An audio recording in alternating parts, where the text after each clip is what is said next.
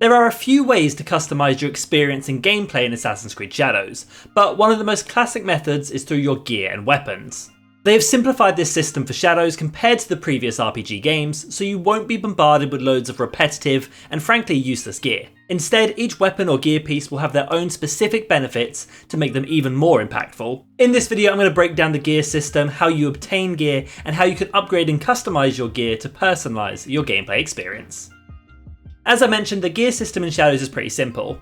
Alongside each of your specific weapon types for each character, you have a headpiece and an armour set, which can be swapped out as you like. We haven't seen the return of the set system, where you match similar gear pieces together to unlock the benefits. Instead, each piece of gear you equip or weapon you select will have its own specific bonus that will help you, meaning you don't have to collect the entire gear set to unlock anything. Gear follows the classic rarity system that we've seen within the RPG installments, such as common, uncommon, rare, epic, and legendary. And it goes without saying that the higher the tier, the better the gear will be, offering more unique benefits and weapon stats. Each piece of gear also has its own level which will impact its performance, so a katana that you pick up at level 5 won't be as good as a katana that you might pick up at level 30. If you do have a specific weapon that you really like though, with a good rarity, you can upgrade the level of this at the forge to make sure it stays up to date throughout the game, but we will speak more on upgrading later. Both the rarity and level will impact the performance of your gear and weapons, as you can see through the stats and unique benefits of each of them. Stats are one of my favourite things in any RPG game, as I really like to min-max the performance of each of my builds,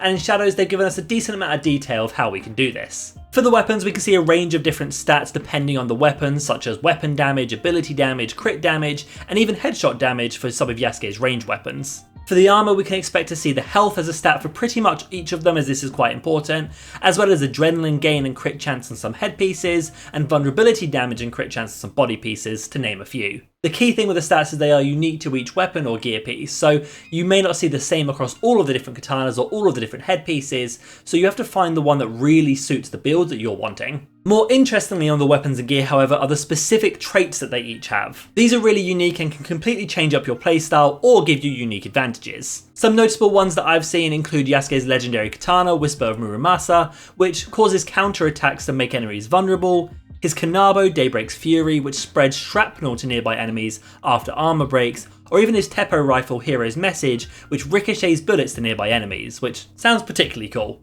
Nabe also has some good perks such as her katana Dragon's Edge, which causes area of effect damage on your next successful dodge attack. The armour follows similar trends with these unique abilities, such as Nabe's Swift Shinobi robes, which increase air assassination damage by 2 health segments, or her Swift Shinobi hood, which slows down time when detected.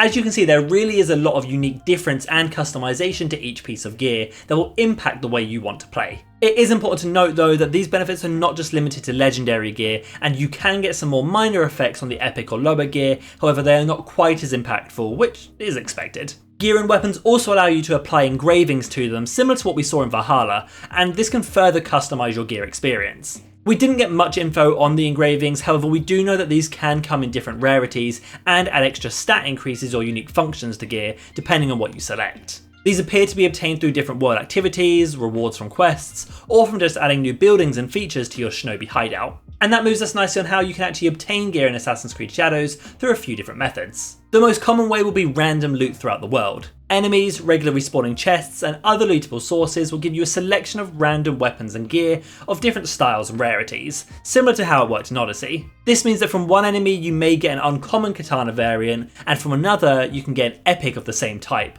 which would have better stats. This will be how we pick up the majority of lower quality gear at the early levels and throughout the game, and is likely going to be used just to disassemble for upgrade materials. You will also be able to obtain gear from completing missions. We have seen the rewards you can expect from the objective board, but this will be another easy way of finding gear that you actually like. For the legendary gear, however, the majority of these will likely be found in special chests across the world, or for completing the much more harder and impactful missions. Similar to the other RPG installments, there will be certain chests in the world that will have the legendary weapons in them for you to obtain, which I don't imagine would be random, and I think they'll have the set specific location for each of these legendary types of gear. Now when it comes to gear and customization, we all know that frustration of having a gear set you like the benefits of, but it just looks absolutely horrible. And that is why they've added back the Transmog system that we've seen in some of the other games. This allows you to change the appearance of your gear to any other that you already have collected, while still retaining the unique traits and benefits of the original piece of gear. For RPG fans and appearance fanatics like myself, this is a very welcomed addition to the game.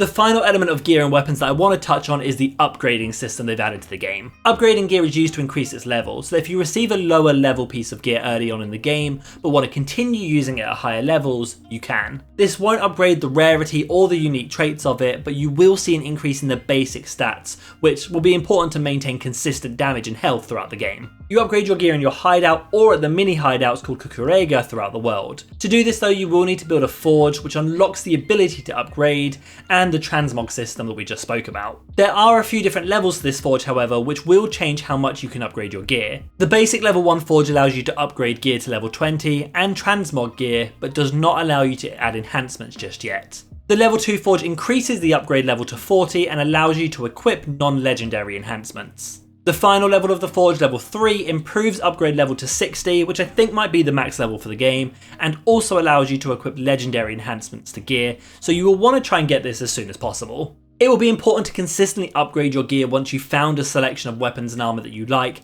However, throughout the early game, I think you'll more likely just be experimenting with different gear anyway, so I may not do it unless you get actual gear that you know you'll want to use throughout the game. That covers everything you need to know about the weapons and gear in Assassin's Creed Shadows. If you have any questions though, drop them down in the comments below. If you want to see more content, guides and breakdowns, then drop a like on this video and subscribe so you don't miss any future posts, including the Mastery System breakdown coming very, very soon.